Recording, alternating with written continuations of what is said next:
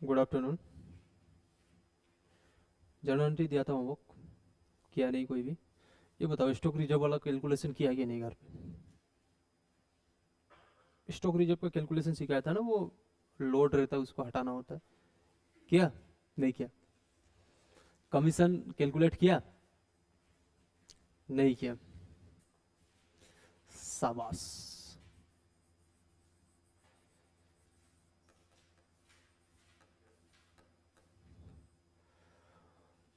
Joint venture है ना?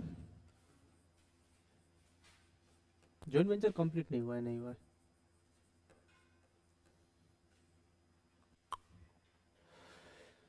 कहाँ तक पहुंचे थे आपने?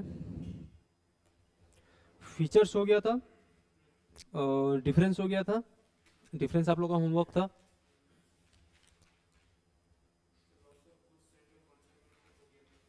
कॉन्साइनमेंट तो कंप्लीट हो गया ना, जॉइंट वेंचर ही है। टाइप्स, फीचर्स तो हो गया था। अकाउंटिंग ऑफ जॉइंट वेंचर था, ठीक है। मेनली ये लेजर से रिलेटेड है।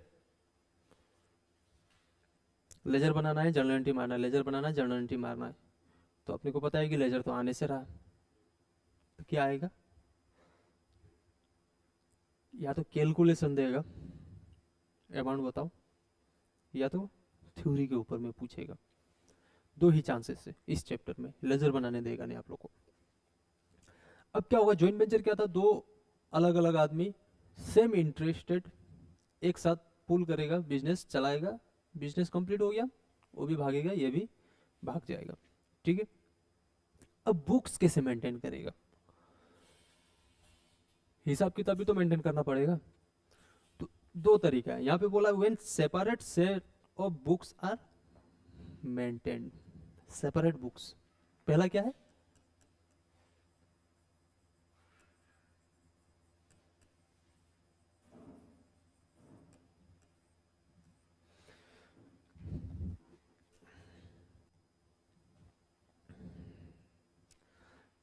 बुक्स पे मत देखो, मैंने बोला, क्या बोला पता नहीं। जॉइंट वेंचर अपने मिलकर हम अपने काम करेंगे, कोई एक पर्टिकुलर टारगेट कंप्लीट करना है, पैसा मिलेगा और बांट लेंगे, ठीक है। आपके अनुसार कौन सा बुक हम लोग को मेंटेन करना चाहिए? अगर आप और मैं मिलके बिजनेस करते हैं तो कोई एक पार्टिकुलर टारगेट को अचीव करने के लिए, देखना मत, बुक्स में मत देखना, बस सोचो। हम लोग काम कर रहे हैं मिलके, आपस में मिलके काम कर रहे हैं कोई एक पार्टिकुलर ऑब्जेक्टिव के लिए, ठीक है। आपके मुताबिक अब यहाँ पे बोल दिया सेपरेट बुक मेंटेन करना। सेपरेट बुक का मतलब है कि हर किसी के लिए बुक मेंटेन करो, ठीक है, अलग अलग बुक मेंटेन करो सबके लिए। तो क्या क्या बुक्स होना चाहिए? काम करेंगे आपने, क्या बोला? केस, केस तो होगा नहीं। Bank, profit and loss, profit and loss यहाँ पे किसी और अकाउंट में जाएगा। अभी ट्रेडिंग को मत सोचो, हम लोग दोनों के बारे में सोचो। हम लोग दोनों मिलके काम कर रहे हैं, ऐसा कौन सा बुक बनाएंगे कि हम लोग का सारा काम हो जाएगा? वो बोला बैंक, केस, तो केस नहीं होगा, बैंक में काम होगा। हाँ, सेल हम लोग का काम नहीं है। हम लोग का काम, मान लो हम लोग रोड बना रहे हैं मिलके, रोड बना रहे हैं तो हम लोग दोनों से रिलेटेड, मतलब जो बिजनेस कर रहे हैं उससे रिलेटेड एक बुक्स होना चाहिए। जैसे कि आप लोग बोला प्रॉफिट एंड लॉस ना, profit and loss, trading, balance sheet, ये वगैरह। बैलेंस शीट तो बनेगा नहीं इधर, बुक बनेगा ना, प्रॉफिट एंड लॉस ट्रेडिंग। वो यहाँ पे इसका नाम हो जाता है जॉइंट वेंचर अकाउंट, ठीक है। उस बुक का नाम क्या हो जाएगा? आप जो बोले प्रॉफिट एंड लॉस बोला, आप बोला बिजनेस को देख के बोला, लेकिन हम लोग तो बिजनेस कर नहीं रहे, हम लोग को ये पार्टिकुलर टारगेट पूरा करना है। तो बुक्स का नाम चेंज हो जा रहा है यहाँ पे, इसको क्या बोलेंगे? Joint venture. इसमें हम लोग का जो भी काम होगा उससे रिलेटेड हिसाब किताब होगा। पहला बुक क्या है? Joint venture accounts. दूसरा बुक सोलंगा क्या बोला? केस। केस में नहीं होगा। केस में क्यों नहीं होगा? 10,000 से ज़्यादा हो सकता है, तो हम लोग बैंक मेंटेन करेंगे। अगर वहाँ पे केस कॉलम का जरूरत पड़ा तो डाल देंगे, लेकिन बनाएंगे कौन सा बुक? Bank book. ठीक है, इसका नाम है जॉइंट बैंक अकाउंट, हम लोग दोनों से रिलेटेड अकाउंट रहेगा वो। दूसरा क्या होगा, जॉइंट बैंक अकाउंट। ठीक है, अब एक बुक बनाया जो पूरा बिजनेस को देख रहा है, एक बुक बनाया जो ट्रांजैक्शन को देख रहा है, और एक बुक ऐसा बनाएंगे जो मेरा सामने वाला को देखेगा, बनाना पड़ेगा, तो उसको बोलेंगे कोवेंचर, कोवेंचर अकाउंट।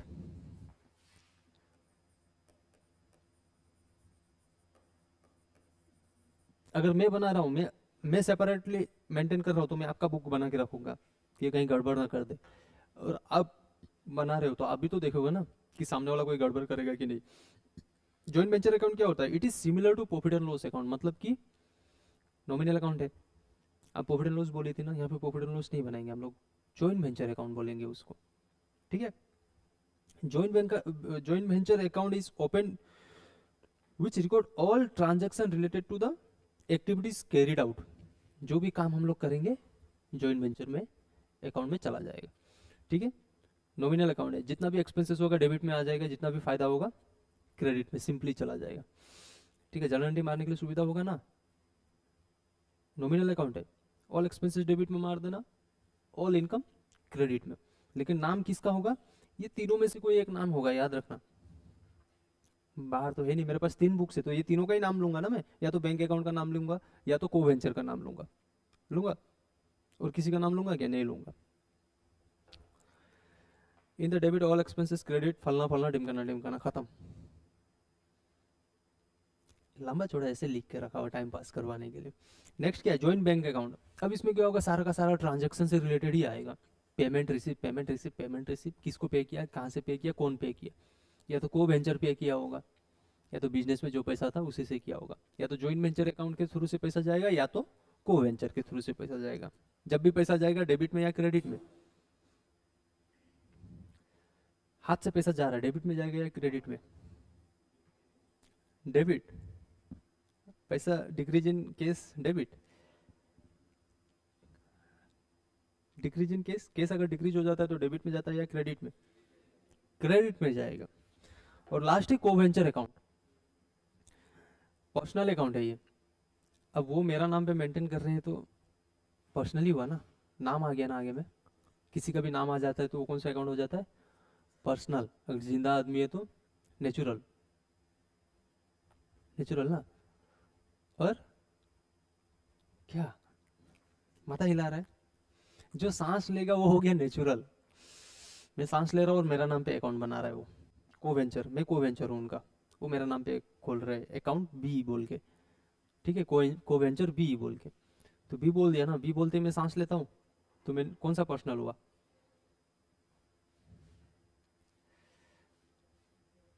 Personal account. अगर मेरे नाम पे अकाउंट खोल रहे हो तो पर्सनल अकाउंट हुआ, वो कौन सा पर्सनल होगा, नेचुरल, आर्टिफिशियल या रिप्रेजेंटेटिव। नेचुरल में सांस ले रहा हूँ, अगर मेरे फार्म के नाम पे लेंगे तो आर्टिफिशियल। और रिप्रेजेंटेटिव कब आएगा, है वेजेस, आउटस्टैंडिंग में आएगा, तो रिप्रेजेंटेटिव पर्सनल खुलेगा ही नहीं यहाँ पे, खुलेगा, चांस ही नहीं है। आउटस्टैंडिंग अकाउंट बोल के खोलेगा क्या कोई, कब खुलता था रिप्रेजेंटेटिव, कोई गलती कर दिया, कोई काम समय पे होना चाहिए था, नहीं होने के कारण दूसरा अकाउंट आके खड़ा हो गया। ठीक है, जर्नल एंट्री देख लियो बाबा, जर्नल एंट्री पे माथा नहीं मारना है मेरे को, आप लोग को तो मारना है, क्या पता क्वेश्चन इसी में से आ जाए।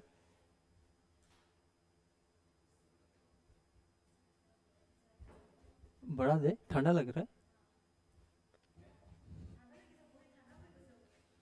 स्विंग कर दे रहा हूँ।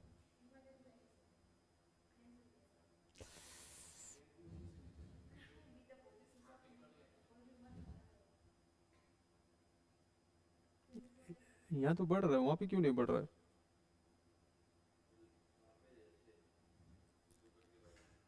सो करके तो मार रहा हूँ। हाँ, पावर कम है मतलब, मोबाइल से पहले देता था ना, मोबाइल से कनेक्ट कर लेता था, तो नया नया एमआई में दिया हुआ था। हाँ कनेक्ट था ना, तो हम लोग जब क्लास में होता था ना, तो हम लोग कनेक्ट करके मैनिपुलेट करता था इसी को, और सर को पता भी नहीं चलता था कौन कर रहा है। यहाँ पे नहीं, हम लोग जहाँ पे पढ़ता था वहाँ पे एसी लगा दिया था, नया नया एसी, बस क्या चाहिए और। ट्यूशन आधा घंटा पहले ट्यूशन पहुँच जाता था।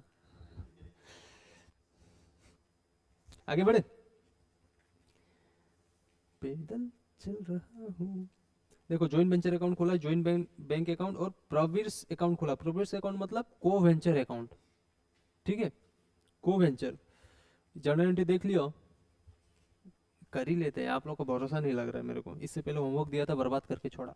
पहला जर्नल एंट्री बोल रहा है कंट्रीब्यूशन ऑफ को वेंचर अकाउंट। अगर हम लोग दोनों मिले कुछ दिए बिजनेस पे, तो उसका जर्नल एंट्री क्या होगा बताओ। कैपिटल बिजनेस में आता है तो कौन सा जर्नल एंट्री होगा?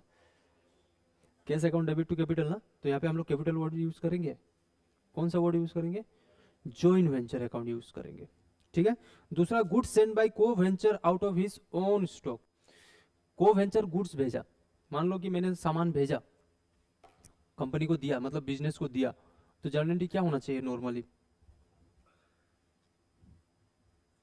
गुड्स दिया, गुड्स का नाम यूज करूंगा है, मैंने दिया ना, तो को वेंचर अकाउंट क्रेडिट में चला जाएगा ना, मेरा कैपिटल बढ़ेगा, मेरा अकाउंट चला जाएगा। मैं स्टॉक वर्ड यूज करूंगा नहीं करूंगा, मैं जॉइंट वेंचर अकाउंट यूज करूंगा, ठीक है। सिंपल है, एंट्री देखो ना बहुत सिंपल है, कुछ भी नाम नहीं, बस जॉइंट वेंचर को डालते रहो, कौन दे रहा वो देखते रहो। कौन आया?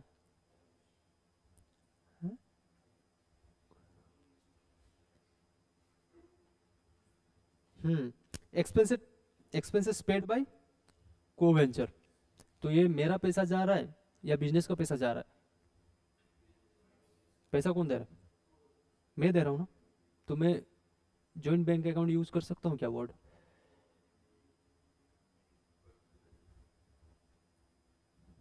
पैसा कौन दे रहा है?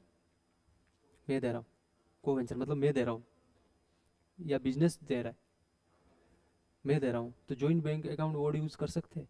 नहीं कर सकते, तो कौन आ जाएगा? जॉइंट वेंचर अकाउंट, और मेरा नाम आ जाएगा को वेंचर।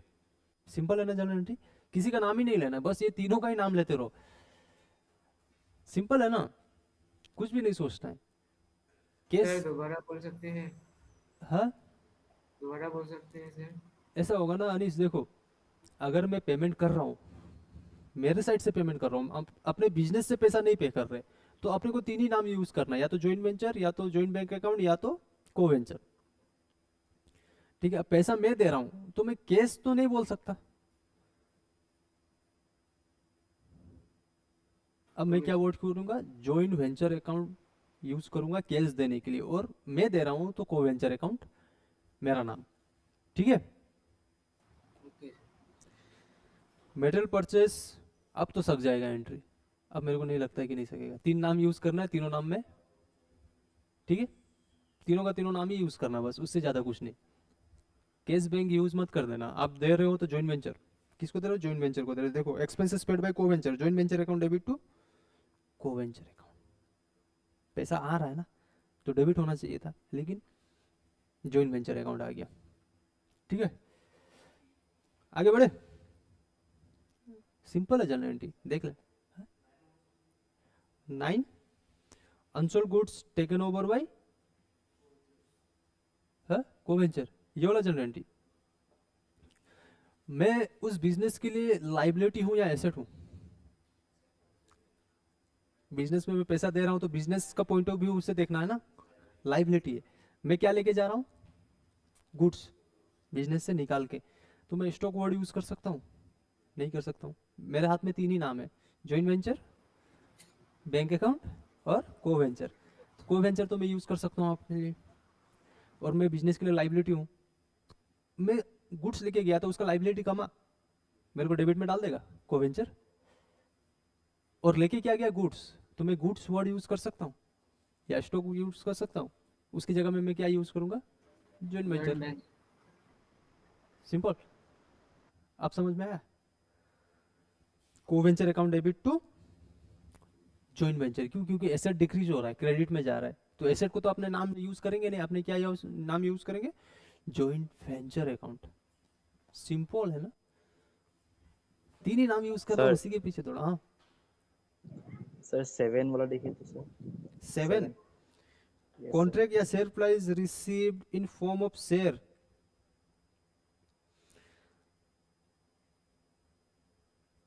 जॉइंट बैंक, यहाँ में केस का भी अकाउंट मारो, केस भी रिसीव कर रहे हैं।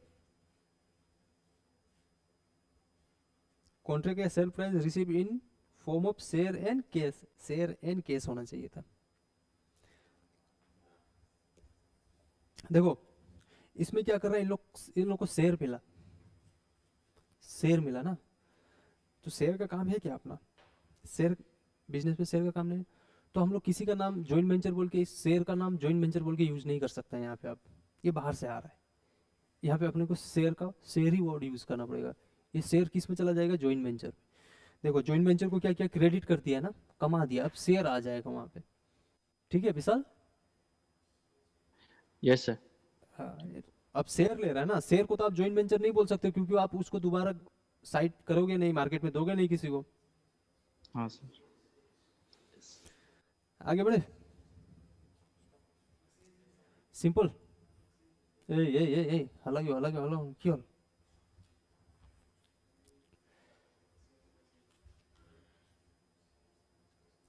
No separate books are maintain. देखो नो सेपरेट बुक बोल दिया, जैसे ही नो सेपरेट बुक बोल दिया, अब क्या होगा? एक ही बुक बनेगा, एक ही जगह बनेगा। क्या क्या अकाउंट बनना चाहिए बोलो तो?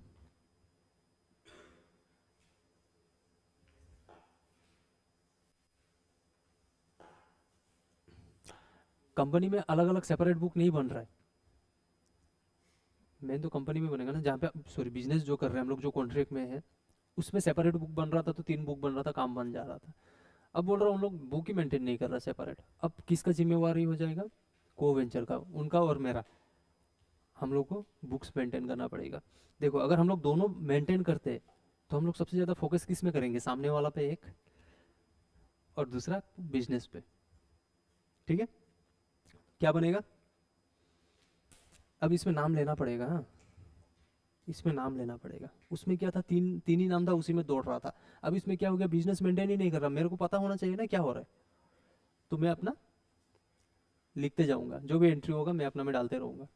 जब उनका नाम आ जाएगा तो कोवेंचर वर्ड यूज करूंगा। ठीक है, देखो इन बुक्स ऑफ कोवेंचर ए, अगर when goods are supplied and expenses paid by A, A और बी दोनों पार्टनर, मतलब पार्टनर नहीं, कोवेंचर है। ठीक है, और एक्सपेंसेस कौन पेड कर रहा है? ए। तो joint venture account debit to goods to case, goods भी दिया है बेचारा। ठीक है, अगर वहां पे होता तो सेपरेट, सेपरेट बुक मेंटेन कर रहे तो joint venture to co venture हो जाता ना, दोनों का दोनों साइड हो जाता है एक साथ। लेकिन यहाँ पे नाम मेंशन करेगा उन लोग, क्योंकि बुक्स मेरा है, मेरा मर्जी, मैं मेंटेन करूंगा, मैं लिखूंगा। ठीक है, बी में क्या जा रहा है? Joint venture account debit to A. बस देखते रहो अपने जर्नल एंट्री बैठ के, मेरे को नहीं देखना है। फटाफट खत्म कर दे रहे हैं ना, है? 15 मार्क्स का है, 2 या 3 क्वेश्चन इससे गिरेगा, और आपको लगता है कि ये पूछेगा? पूछ दिया तो सोच के मार लेना एंट्री, मेरे को बदनाम मत कर देना बस। सुनो, नो सेपरेट बुक्स। अब एक आ गया मेमोरेंडम जॉइंट वेंचर अकाउंट। ये क्या होता है? कुछ नहीं होता है, वही होता है जो मंजूर खुदा होता है। मेमोरेंडम, मेमोरेंडम आपने कभी पहले बनाया है? मेमोरेंडम ट्रेडिंग अकाउंट बनाया है? 2 महीना भी नहीं हुआ है, 2.5 महीना। Memorandum profit and loss appropriation बनाया तो है, लेकिन भूल गया। हाँ, बनाया तो है, सेकेंड ईयर में बनाया है, हजम कर दिया। बोलो each co-venture record only those joint venture transactions which are affected by him with the help of a personal account design a joint venture with name of the co-venture account. It is debited with the amount of purchase supplies made and expenses incurred by the co-venture.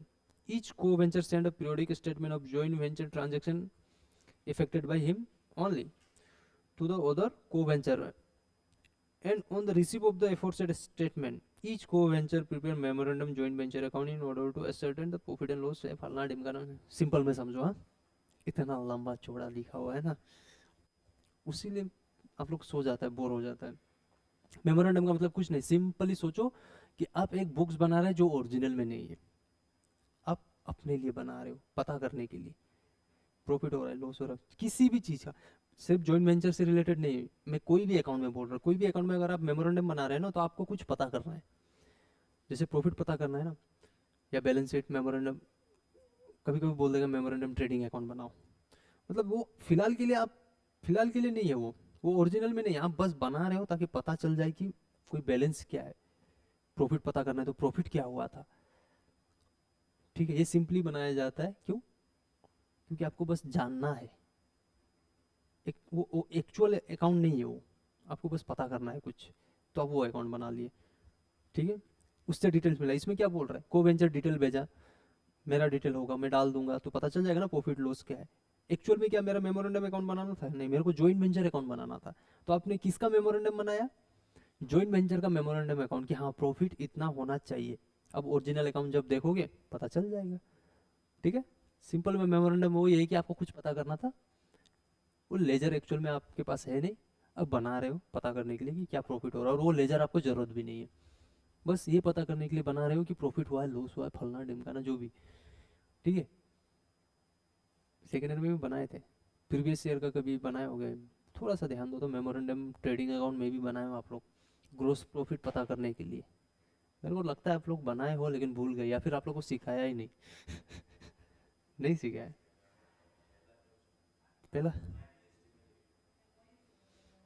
हाँ, ammo है, वो तो memorandum of association, वो दूसरा होता है, account नहीं है वो एक अकाउंट नहीं है वो एक, सिंपल में बोलता हूँ, एक कागज है जिसमें लिखा हुआ बिजनेस के बारे में, कितना शेयर, क्या शेयर, किसके पास क्या है, फलना ढिमकाना, वो एमओए है.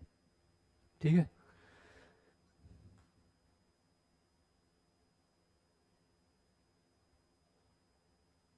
एकदम लास्ट लाइन देखो, इसका समझ जाओगे एकदम लास्ट लाइन में, जो मैं सिंपल में आपको समझाया था ना कि कुछ नहीं, कोई अकाउंट बना रहे हो आप कुछ पता करने के लिए. देखो, since this account is in fact not a part and parcel of double entry system, ना आपने जर्नल मारा ना कुछ, आपको बस कुछ पता करना था तो आपने एक अकाउंट बना दिया, आपको बाकी कुछ मतलब ही नहीं है. उसीलिए मेमोरेंडम वर्ड फिक्स कर दे, प्रीफिक्स कर दिया, उसमें डाल दिया बोल रहे. एक्चुअल में आपको क्या था, बस पता करना था कि मेरे ये अमाउंट, कुछ कुछ भी अमाउंट हो, कोई भी अकाउंट से रिलेटेड क्या पता करना था, लेकिन एक्चुअल में वो अकाउंट आपको बनाना ही नहीं था, आप बस बना रहे हो पता करने के लिए, तो वो हो गया मेमोरेंडम. बुझे छे, सिंपल वर्ड में बोल दिया, अब बुकिश लैंग्वेज भी बोल दिया. प्रैक्टिकल दिखाऊं? प्रैक्टिकल में नहीं बनता है, प्रैक्टिकल में बनेगा नहीं. बाई चांस में कभी आपको कोई आपका बॉस तंग करने के लिए बोल दिया कि बनाओ, तो बैठ के बनाते रहना. ठीक है,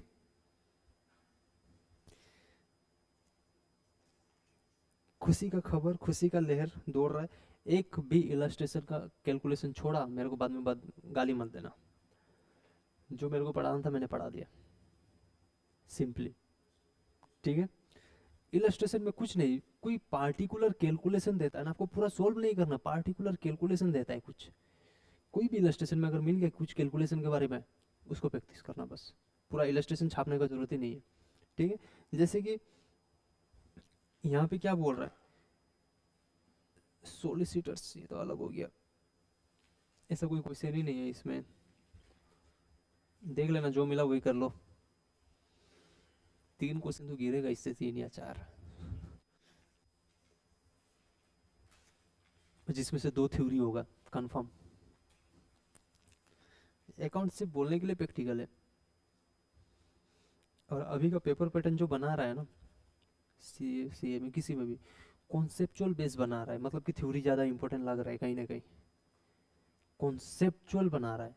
कॉन्सेप्चुअल बनाते ही थ्योरी में आपका पकड़ तगड़ा होना चाहिए, लिखने आना चाहिए। जाओगे ना अगले साल इंटर देने तो मेरा बात याद रखोगे। इतना डर क्यों रहे हो, बिंदास जाओ, पास हो जाओगे आप लोग। ये बाबा हम लोग कहाँ पहुंच गया, bill of exchange last chapter. धीरे धीरे विदाई का टाइम आ गया। रोएगा क्या आप लोग? विशाल विशाल रोएगा। विशाल हाँ सर, बहुत रो- रहूंगा। बहुत रोओगे ना, लेकिन क्लास में आके रोना है, ऑनलाइन में मैं रो रहा हूँ बोल के नहीं चलेगा। हाँ सर। हाँ शाबाश। आगे बढ़े। Bills of excluding accommodation bill insolvency, बच गए। एकोमोडेशन बिल के ऊपर में आप लोग को कोई सम नहीं करना है, और इंसॉल्वेंसी के ऊपर में भी कोई सम नहीं करना है, तो सिंपल सिंपल मिल गया आप लोग को। Module 2.3 bills of exchange. ये तीनों यूनिट पे से इससे सबसे ज्यादा क्वेश्चन गिरेगा। अभी जितना मेरे को बोलना था उतना मैं बोल दिया। ये तीनों यूनिट जो आपने पढ़े, मॉड्यूल 2.1, 2.2, 2.3, 2.3 से ज़्यादा क्वेश्चन गिरेगा, और इजी भी एज कम्पेयर टू दो ये ज़्यादा है। ये सिर्फ सुनना है, समझना है, वो प्रैक्टिस करना था ना, ये सिर्फ समझना है। अच्छा ई होगा, हाँ ई होगा, ई होगा। बिल्स ऑफ एक्सचेंज का मतलब क्या होता है?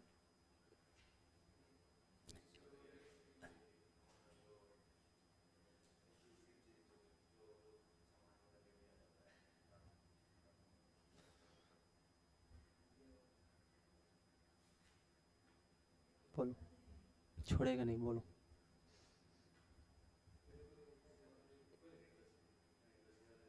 नेगोशिएबल का मतलब क्या होता है?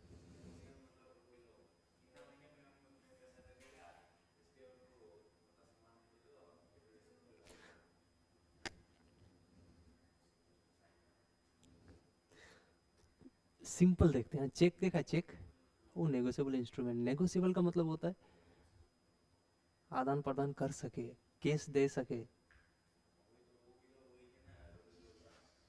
नेगोशिएबल का मतलब पूछा था मैं, बिल्स आप जो बोला वो भी बिल्स है, ठीक है। चेक भी एक तरीके का बिल्स ऑफ एक्सचेंज ही है। Bills of exchange is negotiable instrument, ठीक है, नेगोशिएट कर सकते हैं इसको लेके। सेक्शन 13 सबसेक्शन 1 किसका? नेगोशिएबल इंस्ट्रूमेंट एक्ट 1881, मार्क कर लो, ये पूछ देगा। 1881, वहां पे 82 लिखा है और 82 में आप मार्क करके आ गए तो आपका आंसर रॉन्ग। ऐसा भी हो सकता है कि आंसर सबका सेम है, बस ईयर अलग है, डिफरेंट है, तो 81 का 81 में ही टिक होना चाहिए, ठीक है। अ नेगोशिएबल इंस्ट्रूमेंट मींस ए प्रोमिसरी नोट। प्रोमिसरी का मतलब क्या होता है?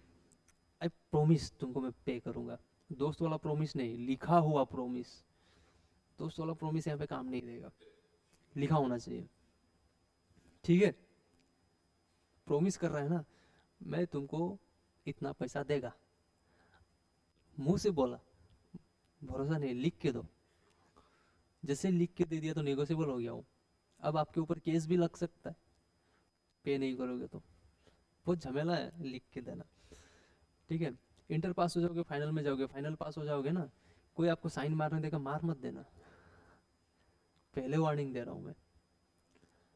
कोई भी पेपर में साइन मार के आ मत जाना, ये मेरा दोस्त है क्या ना कर लेगा, मत मारना, कुछ भी हो सकता है। आगे बढ़े।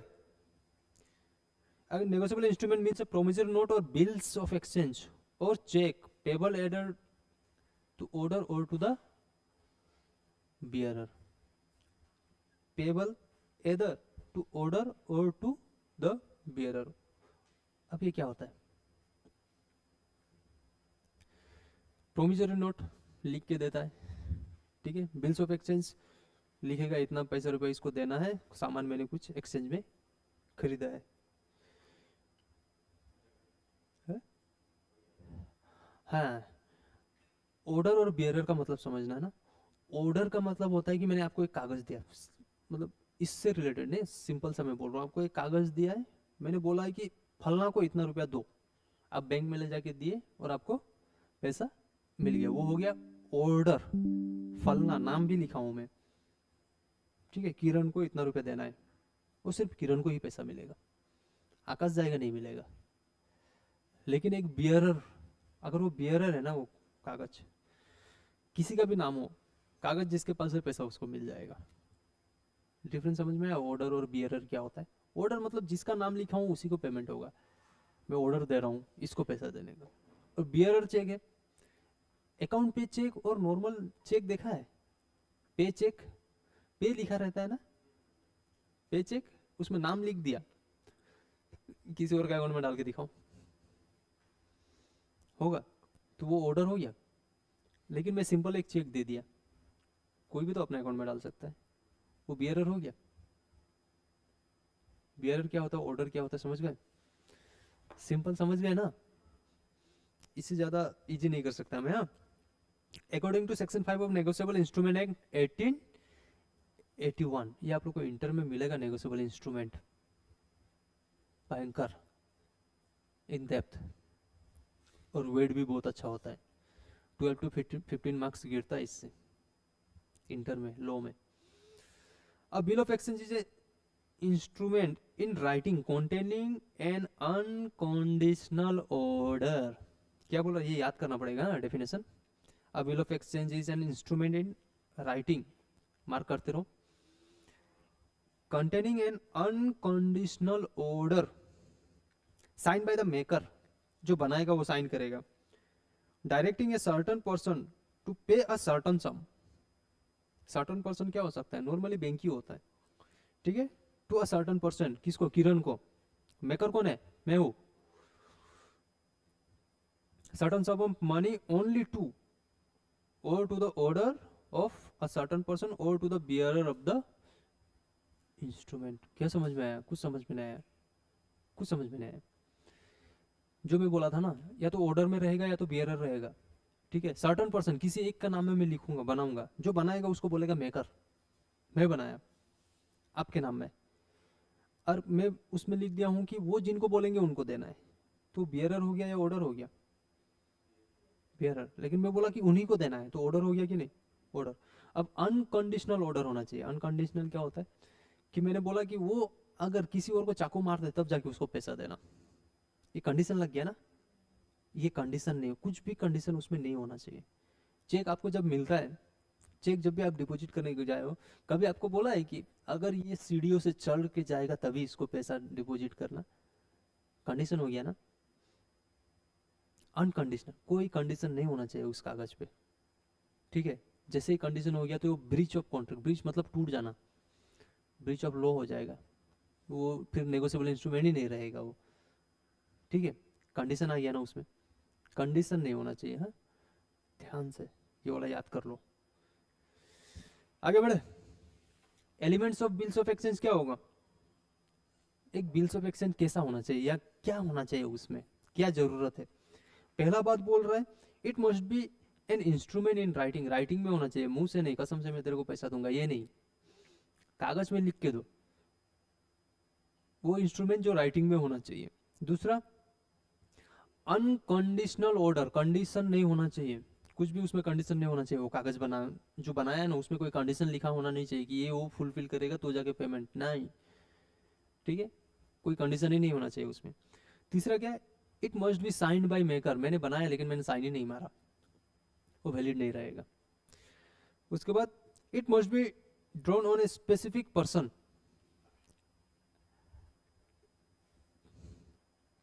मैंने बना तो दिया, किसको पे करना है या कौन पे करेगा मैंने बताया ही नहीं, वो वैलिड हुआ क्या? मैंने बोल दिया कि उनको पैसा देना है, लेकिन कहां से लेना उनको पता ही नहीं है, फंसे नहीं वो, फंस गए ना, बैंक वगैरह से ही तो लिखा रहेगा, तो वो भी होना जरूरी है, ठीक है। स्पेसिफिक पर्सन होना चाहिए, किसका है, किसके नाम पे है, किससे पेमेंट करना है, सारा चीज लिखा होना चाहिए। There must be an order to pay a specific sum of money. पैसा पैसा होना चाहिए हाँ? अगर एसेट दो बोलेगा तो नहीं, वो bill of exchange promissory note नहीं होगा, वो पैसा लिखा होना चाहिए, पैसा ही देगा, ठीक है, उसके अलावा कुछ नहीं। It must be dated and stamp, तारीख पे तारीख लिखा होना चाहिए उस पर, कौन सा डेट को बना है, और सील, मैं बना रहा हूँ, हम लोग का कंपनी का सील होना चाहिए, या मेरा फॉर्म का सील होना चाहिए, या मेरा सील होना चाहिए उसमें। ठप्पा ठप्पा नहीं मारेगा तो गया, ठीक है। Last one, east must bear revenue stamp. Bear का मतलब उसमें होना चाहिए रेवेन्यू स्टैम्प, बियर हाँ, डबल ई नहीं है, ए भी है। रेवेन्यू स्टैम्प से क्या समझते हो? बचपन में एक छोटा छोटा टिकट देखे थे, हैं? छोटा टिकट पैसा के जगह हम लोग चला यूज कर सकते थे, कभी देखे? नहीं देखा? रेड कलर का होता है, रेड ऑरेंज टाइप में छोटा छोटा, पोस्ट ऑफिस में देखा है चिपकाया हुआ कभी? हाँ वो है, ठीक है।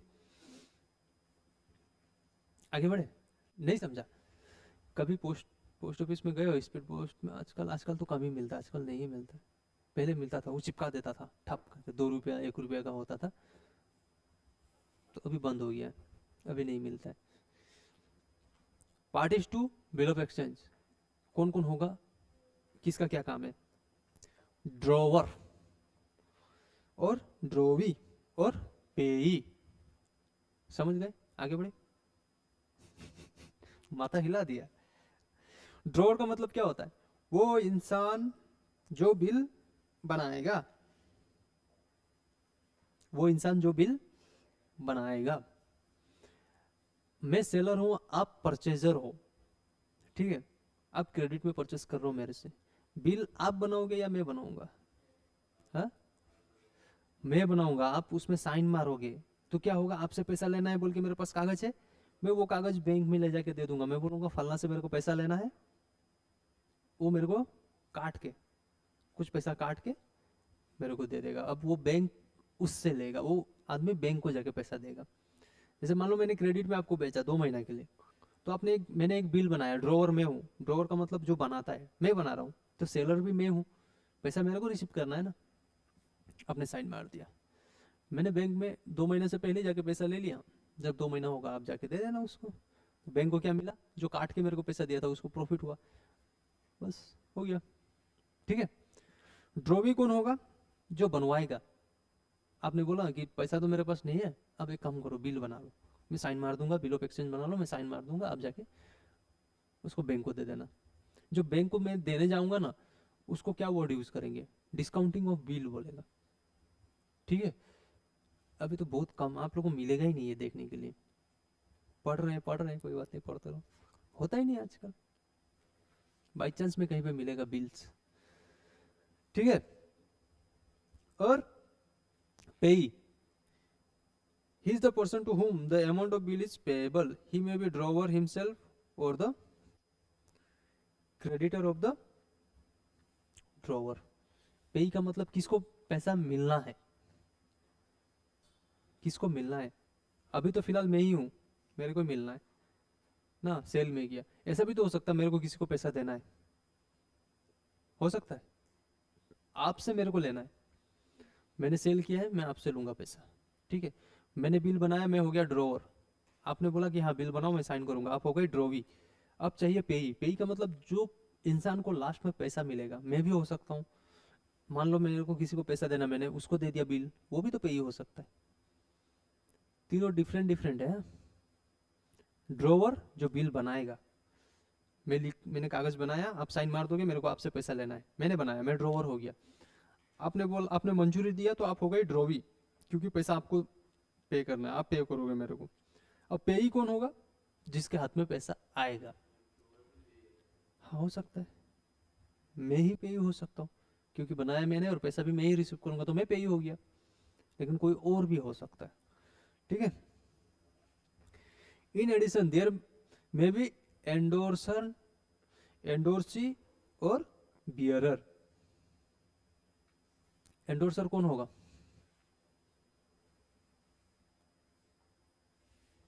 पेमेंट का राइट ट्रांसफर जो कर देगा, ठीक है, मिलना था वो राइट मतलब अधिकार किसी और को दे दिया, तुम ले लो।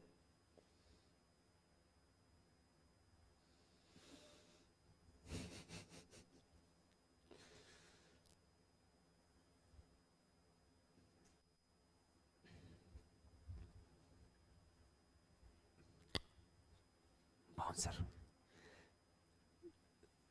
सेल किसने किया? सेल मैंने, परचेजर कौन है? आप लोग। बिल बनाया मैंने, साइन मार दिया आप लोग ने, पैसा किसको मिलना चाहिए? आपको। लेकिन मैंने बोला नहीं, पैसा उसको दो। मैंने वो पूरा पैसा पे अधिकार किसी और को दे दिया। अब मेरे को बोलेगा वो एंडोर्सर, ठीक है।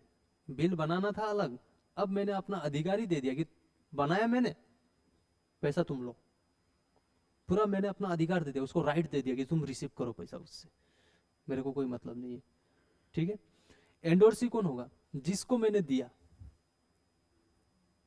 मैं हो गया एंडोर्सर। मैंने बोला मेरा अधिकार तुम ले लो, जाओ जी ले अपना जिंदगी। सामने वाला को क्या बोलेगा? सामने वाला का नाम क्या हो जाएगा? एंडोर्सी। और बियरर कौन हो जाएगा? जिसके पास बिल ओरिजिनल में है। किसी के पास भी तो हो सकता है बिल, बनाया तो मैंने, साइन भी मैंने मारा, या तो वो बिल मेरे पास हो सकता है, वो कागज मेरे पास हो सकता है, या तो उसके पास हो सकता है, या उसके दोस्त के पास हो सकता है।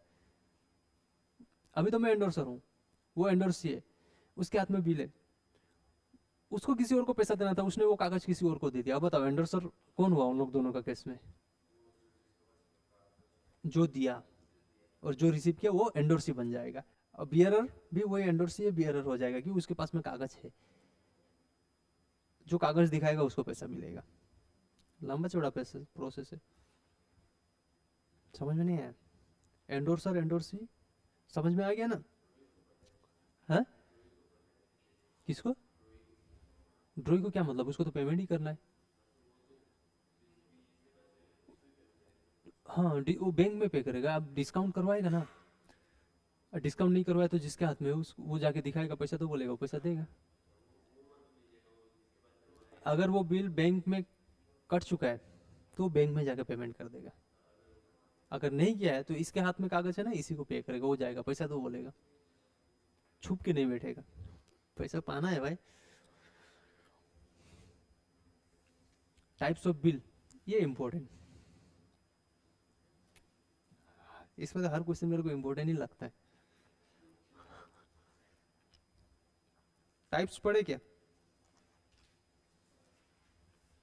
इसका बाद जो पेज है वो सबसे ज्यादा इंपॉर्टेंट है, आएगा भी उसी के ऊपर क्वेश्चन है एक, इसका बाद वाला पेज 200, पेज नंबर 200 इंपॉर्टेंट है, उसमें से एक क्वेश्चन गिरना ही है। मिल गया क्या क्वेश्चन?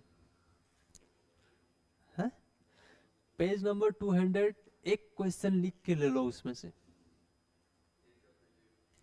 है डेट, डेट, डेट के ऊपर में एक क्वेश्चन आएगा। तो उससे पहले हम लोग टाइप्स पढ़ लेता है ना,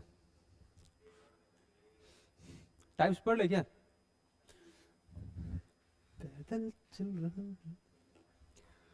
डॉक्यूमेंट्री बिल्स है हीरो लोग, सुनो ध्यान से।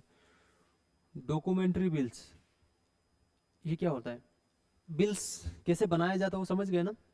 मैंने उनको बेचा, मैं कागज में लिखा, वो साइन मार दिए, काम तमाम, बिल बन गया। अगर वो बिल में जो मैंने सेल किया था ना उनको, उसका इनवॉइस वगैरह तो होगा ना, अगर वो चिपका दिया ना, वो बन गया डॉक्यूमेंट्री बिल। मतलब जो बिल है ना, बिल ऑफ एक्सचेंज जो बनाया ना, अब उसका नाम चेंज हो जाएगा, डॉक्यूमेंट्री बिल बन जाएगा वो, उसका नाम। बड़ा झमेला है ना? है? बस समझो, याद मत करना। डॉक्यूमेंट्स, जैसे वर्ड आगे में डॉक्यूमेंट्स लगा है ना, मतलब कि वो सपोर्टेड बाय डॉक्यूमेंट्स, उसीलिए उस बिल को हम लोग बोल रहे हैं डॉक्यूमेंट्री बिल्स। क्यों? क्योंकि वो सपोर्टेड बाय इनवॉइस हो सकता है। In this, the bill of exchange is supported by the relevant document that confirm the genuineness of sale or transaction that took place between the seller and the buyer. Supporting documents रहेगा। पकड़ लो invoice, मैंने आपको tax invoice, मैंने जो cell किया था कागज है उसका, वो मैं चिपका दिया बिल पे, तो और ज़्यादा स्ट्रॉन्ग हो गया ना, हाँ प्रूफ भी है कि हाँ सेल हुआ है। किसी और को ठग नहीं सकता अपन लोग, क्योंकि ओरिजिनल बिल ही लगा हुआ है उस पर। नहीं तो ऐसा भी तो हो सकता है मैंने किसी और को दिया, मैं बोला वो पेमेंट करेगा, मैंने उसको सेल किया है, सपोर्ट ही नहीं है। थोड़ा तो डाउट होगा उसको भी, अगर आपको नहीं पहचानता है तो। लेकिन पहचानता है तो चलो भाई है अपना, क्या ना धोखा देगा। लेकिन भाई ही क्या होता है, अरे बोला नहीं। क्लीन बिल, क्लीन बिल क्या होता है, इसमें कोई प्रूफ नहीं रहता। Bill does not have any proof of document, so the interest is comparatively higher than the other bills.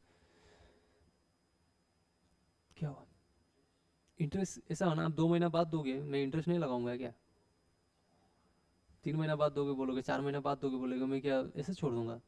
कुछ तो चार्ज लूंगा ना एक्स्ट्रा, बस हायर रहेगा। किसमें? क्लीन बिल में। इंटरेस्ट किस में हायर रहेगा? Clean bill. डॉक्यूमेंट्री में इंटरेस्ट का ऊपर में कोई बात ही नहीं किया, बस प्रूफ रहेगा उसमें। Demand bill, this bill is payable when it is demanded, जैसे कि चेक, आप जाके बैंक में देते ही पैसा डाल देगा ना अकाउंट में, वो प्रोसेसिंग का टाइम अलग लेगा, लेकिन वेट करवाएगा क्या? नहीं करवाएगा ना, बस। The bill does not have a fix date of payment, उसमें कोई 3 महीने से पहले जाके कभी भी ले लो, यही होता है ना। Therefore the bill has to be cleared whenever presented। Cheque आप जैसे दोगे क्लियर करना पड़ेगा ना बैंक को। यूसेंस बिल, ये क्या होता है? इसका मतलब है कि ये समय से बांधा होता है।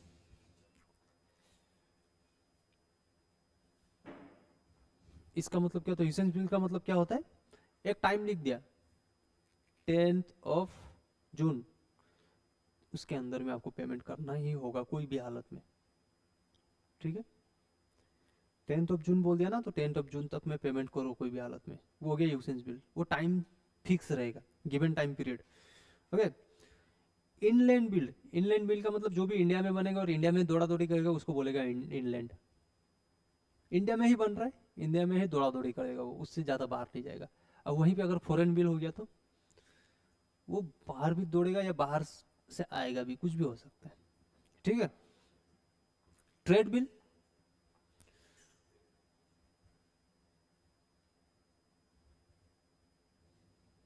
ट्रेड बिल क्या होता है? ट्रेड बिल जो हम थोड़ा देर पहले बोले थे ना, मैंने सेल किया, आपने परचेस कर लिया, तो हम लोग का ड्यूरिंग द बिजनेस में हुआ है ना। मेरा काम ही था सेल करने का, आप परचेस कर रहे हैं, मेरा काम है बनाने का, मैं बनाया फिर सेल कर दिया, तो उस टाइम में जो भी बिल बनेगा उसको ट्रेड बिल बोला जाता है। देखो ये ट्रेड बिल कोई भी हो सकता है, डॉक्यूमेंट्री बिल भी हो सकता है, क्लीन बिल भी हो सकता है, डिमांड बिल भी हो सकता है, हाँ यूसेंस भी हो सकता है। इसका मतलब ये नहीं कि अलग से कोई टाइप्स का बिल है, नहीं, टाइम पीरियड दिया रहेगा, उसके अंदर में पेमेंट करो, कुछ भी हो सकता है इसमें से, ठीक है। प्रूफ अगर ट्रेड बिल में बोल दिया, प्रूफ चिपका दिया तो वो डॉक्यूमेंट्री बिल बन गया, प्रूफ नहीं चिपकाया तो क्लीन बिल बन गया, टाइम दे दिया तो यूसेंस बिल हो गया। और वहां पे लिख दिया है कि ये दिखाते ही एट साइट दिखते ही आपको पेमेंट करना है, तो क्या हो गया? Demand bill. दिखाया, दो पैसा बोला, दे दिया, ठीक है। एकोमोडेशन बिल, इसके ऊपर में आप लोगों को कोई सवाल ही नहीं आएगा, लेकिन पढ़ लेते हैं। इसमें कोई कंडीशन नहीं होगा, known as accommodation bill. A bill that is sponsored drawn accepted without any condition, कोई भी कंडीशन नहीं होगा, बस बना देगा बिल, पेमेंट करना है, हाँ करना है, बात खत्म। कुछ भी आ सकता है। ये जो हम लोग एट एट नाम पढ़ा ना, किसी के ऊपर में भी सवाल पूछ सकता है, तो इंपॉर्टेंट मार्क कर लो।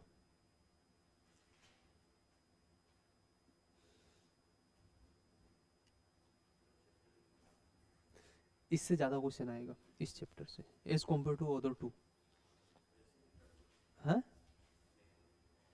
मैक्सिमम इसका 8 क्वेश्चन इस चैप्टर का, 4 5। अरे ये 0.3 से बोल रहा हूँ, टोटल बाबू देखो ना 15 मार्क्स का तो चैप्टर है, कितना क्वेश्चन देगा? सारा क्वेश्चन इसी से दे दिया तो बाकी क्वेश्चन कहाँ से देगा? हाँ, उसमें तो जो इम्पोर्टेंट मैं उसी को ज़्यादा फोकस करवा रहा हूँ। प्रैक्टिकल करो बोला क्या बैठ के? नहीं बोला ना? हाँ, प्रैक्टिकल कैलकुलेशन आएगा, कैलकुलेशन, कोई किसी के ऊपर भी कैलकुलेशन दे सकता है।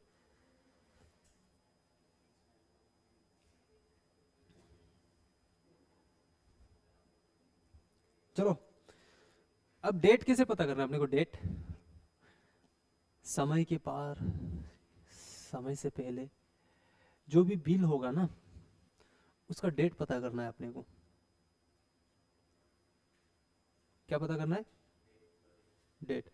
देखो, मेच्योरिटी डेट, किस दिन तक ये जिंदा है, किस दिन तक जिंदा है, उसके बाद वो अनवैलिड हो जाएगा वो bill. Maturity date in case of on demand bill. On demand bill, आप जैसे ही दिखाओगे, मांगोगे, उसको पैसा देना चाहिए। बताओ, इसमें कोई एक्स्ट्रा डेज मिल सकता है क्या अपने को?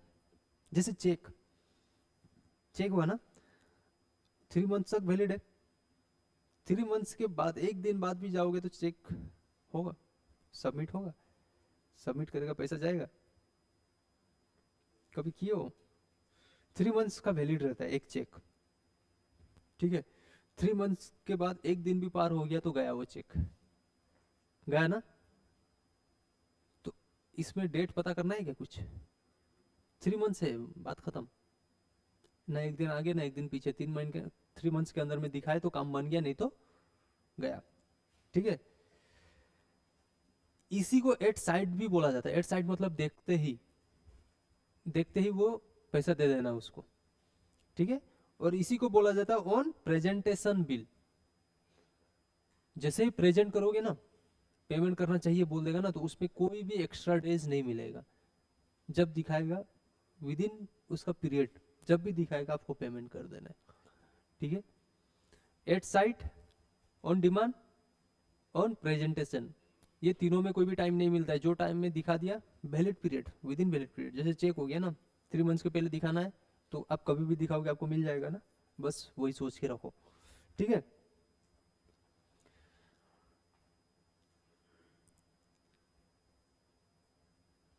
Maturity date in case of after date bill. After date क्या? एक था एट साइट था ना, एट साइट मतलब दिखाते ही पेमेंट करना है। अब बोल रहा है कि आफ्टर डेट बिल, कोई बिल होगा जो उसमें लिखा रहेगा आफ्टर डेट। आफ्टर डेट का मतलब होता है जैसे मैंने आज दिखाया ना, आज दिखाया, आफ्टर डेट मतलब देखने के बाद आपको पेमेंट करना है, देखते ही पेमेंट नहीं करना है। तो 3 दिन एक्स्ट्रा मिल जाएगा सामने वाला को। एट साइट मतलब देखते ही, आफ्टर डेट मतलब देखने के बाद 3 डेज, ठीक है। मैं ग्रेस पीरियड कैलकुलेट करूं? अब जो भी होगा लफड़ा संभाल लेंगे। हाँ, क्या संभालोगे? मैंने बोला पे आफ्टर 3 मंथ्स, ये एट साइट वाला नहीं है। मैंने बोला 3 महीने के बाद पेमेंट करना है। और डेट क्या है? 29 फेब। मेच्योरिटी कब होगा?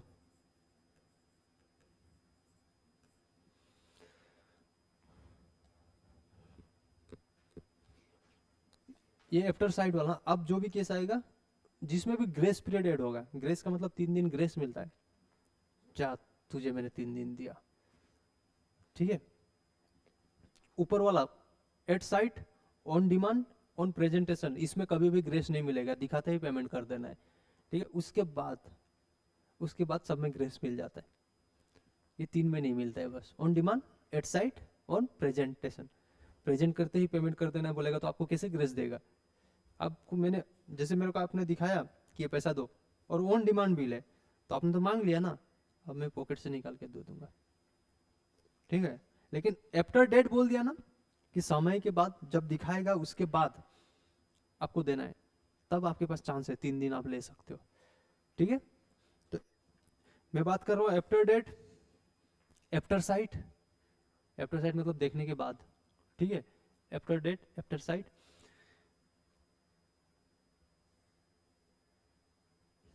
चलो यही तो है, बस सिंपल। मैं बोला 3 मंथ्स, 29 फरवरी है ना, 29 फरवरी है, नहीं रुको, अ,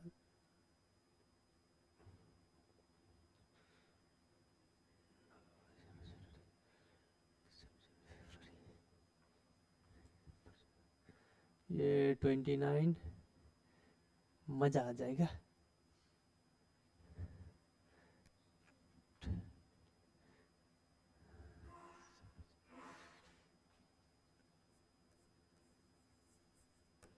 नवंबर, 29 नवंबर को मैंने बिल बनाया उस डेट को, ठीक है। मैं बोला 3 मंथ्स बाद इसको पेमेंट करना है, या 3 मंथ्स तक में पेमेंट करना है। अब इसको मिलेगा क्या, प्लस 3 डेज ग्रेस, ठीक है। तो एक्चुअल में डेट क्या होगा वो बताना है। हाँ,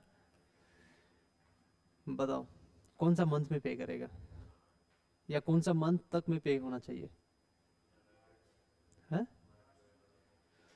नवंबर को बिल बनाया, दिसंबर 1 मंथ, जनवरी 2nd month, February 3rd month.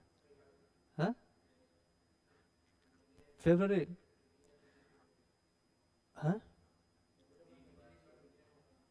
28 होगा या तो 29, ठीक है, जो भी हुआ। अब क्या होगा, 3 डेज एक्स्ट्रा है ना, 1 2 3, डेट कौन सा हुआ, 3rd मार्च। 28 या फिर 29 फेब प्लस 3 डेज क्या हो गया, 3rd मार्च, ठीक है। ये आफ्टर साइट आफ्टर डेट वो वाला बिल है, ऑन डिमांड वाला नहीं। ऑन डिमांड होगा तो 29 नवंबर को बनाया, वो 10th दिसंबर को गया तो 10 दिसंबर को ही देना पड़ेगा, ठीक है। अब दूसरा 2 मंथ, 2 मंथ का बिल है। हाँ, अ,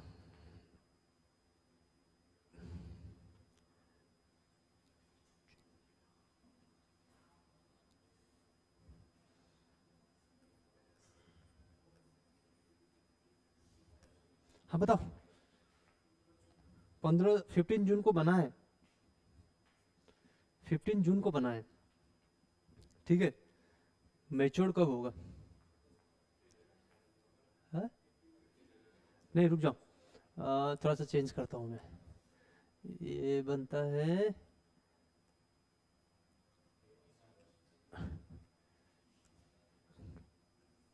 12 जून, 12 जून को मैंने बिल बनाया, ठीक है। अब 2 मंथ्स के बाद वो मैच्योर, 2 मंथ्स तक में मैच्योर हो जाएगा। तो जून के बाद कब होगा, जून के बाद डायरेक्ट अगस्त आता है क्या, जुलाई 12, अगस्त 12 प्लस 3 डेज, अगस्त 12 प्लस 3 डेज, तो क्या हो गया 15th, 15th, हाँ 12 है ना, 13 14 15 तो होगा ना, 15 अगस्त होगा ना, 15 अगस्त। कौन सा बैंक में जाके अब ये विड्रॉ करोगे बताओ।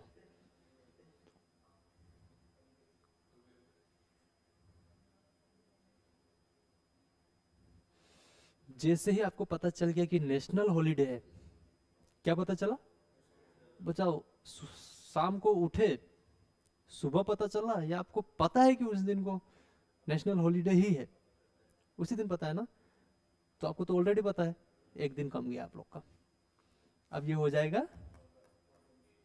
14 अगस्त। क्या समझे, अगर नेशनल हॉलीडे आपको पता है, अगर लेकिन आपको पता ही नहीं, आप शाम को सोए थे, सुबह उठा, पता चला कि आज को इमरजेंसी स्ट्राइक है,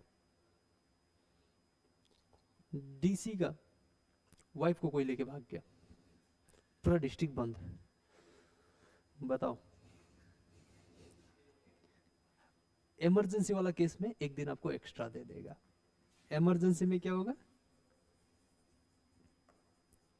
16, नहीं 16 अगस्त वाला नहीं है, अगस्त वाला नहीं, अगस्त वाला गड़बड़ हो जाएगा अपना। पकड़ लो कोई भी दूसरा हो सकता है, तो उसमें प्लस 1 डेज और मिल जाएगा। इमरजेंसी केस में 4 दिन, इमरजेंसी केस में, और ऑलरेडी जो पता है कि बंद ही है उस दिन या फिर संडे है, ऐसा भी अगर क्वेश्चन हार्ड बनाए तो संडे डाल देगा। हाँ वो वहाँ पे लेकिन कुछ ना कुछ हिंट्स देगा आपको कि उस दिन संडे है। संडे है तो आपको तो ऑलरेडी पता है संडे है। आपको क्या, पूरा देश को पता है संडे है। आप बोलोगे मेरे को पता ही नहीं था उस दिन संडे, हिंट्स देगा। इतना हार्ड क्वेश्चन नहीं बनाएगा, टेंशन नहीं लो। अगर हार्ड बनाना हुआ तो वो संडे डाल देगा। संडे डाल दिया, 2 अक्टूबर हो गया तो, अगर मेच्योर्ड प्लस 3 डेज करने के बाद 2 अक्टूबर हो गया तो 1 अक्टूबर, ठीक है। और 26 जनवरी और कुछ हॉलीडे है बोल के दे देगा। तो हॉलीडे बोल दिया ना तो मतलब कि आपको ऑलरेडी पता है। इमरजेंसी स्ट्राइक बोल देगा तो आपको तो पता ही नहीं था। रात को तो आप बिल्कुल बिंदास सोए खा पी के। मैसेज आया था व्हाट्सएप में लेकिन मैं सो चुका था। सुबह पता चला आज तो बंद है, क्रिकेट खेलने चलते हैं, तो आपको एक दिन मिल जाएगा एक्स्ट्रा, ठीक है। ये कैलकुलेशन के ऊपर में एक क्वेश्चन 100% है, आना ही है। अब कुछ गड़बड़ किया है तो मैं नहीं बोलूंगा कि आ सकता है, लेकिन आना है। ये सबसे, इस पूरा चैप्टर का सबसे इंपॉर्टेंट पार्ट यही है। 2 मार्क्स, एक क्वेश्चन। तो डेज में, अगर डेज में बोला तो डेज कैलकुलेट करना, फलना डेम करना। अब डेज कैलकुलेट करने सिखाता हूँ। मंथ वाला तो इजी था ना, एक मंथ से दूसरा मंथ तीसरा मंथ जंप कर दिया, बात खत्म, ठीक है। अगर मान लो कि मैंने बिल बना है 29 नवंबर, ठीक है। मैंने बोला बिल मैच्योर्ड एट इन 40 डेज। बताओ मैच्योरिटी डेट क्या है? हीरो लोग, मैंने बिल बनाया 29 नवंबर को और मैंने टाइम दे दिया 40 डेज। 40 डेज, मैंने मंथ नहीं बोला, मैंने 40 डेज बोला है। 29 है ना नवंबर, 30, एक दिन चला गया, चला गया, 39 बचा, ठीक है। दिसंबर कितना होता? 31, 31 चला गया, बचा कितना? 8। जनवरी 8 प्लस 3 डेज, प्लस 3 डेज। तो आपने जब काउंट किया तो जिस दिन बिल बना उस दिन को छोड़ दिया ना, छोड़ दिया ना। आपके पास 2 ऑप्शन होता है, या तो जिस दिन बिल बना उस दिन को भी काउंट करो, आखिरी दिन को छोड़ दो। और अगर आखिरी दिन को पकड़ना है तो जिस दिन बिल बना उस दिन को छोड़ दो। या तो सामने वाला को पकड़ो या तो पीछे वाला को पकड़ो, पकड़ना किसी एक को है, दोनों को एक साथ नहीं पकड़ सकते, आंसर रॉन्ग हो जाएगा। तो ये क्या हो जाएगा? जनवरी 9, 11th of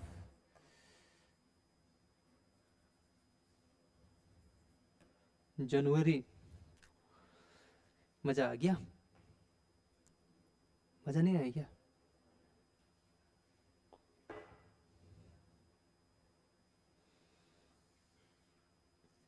dishonour of bill पढ़ ले क्या? खत्म ही कर देता थोड़ा सा, एक क्लास इसके बाद एक क्लास सवा भंग, उसके बाद बीआरएस। आपका पार्टनर कहाँ गया? नहीं आया? क्यों? हाँ, एक ही दिन में तबीयत खराब हो गया। वो बेचारे को देखो, खुद बनाता है खुद खाता है फिर भी आता है।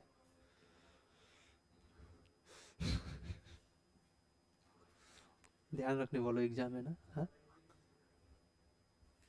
रुक जाओ पहले देख लेता हूँ मैं, छुट्टी भी दे सकता हूँ, भरोसा नहीं मेरा। डिजोनर ऑफ बिल, एक दिन का क्लास तो रखना पड़ेगा ना। Retiring of bill, bill is discounted.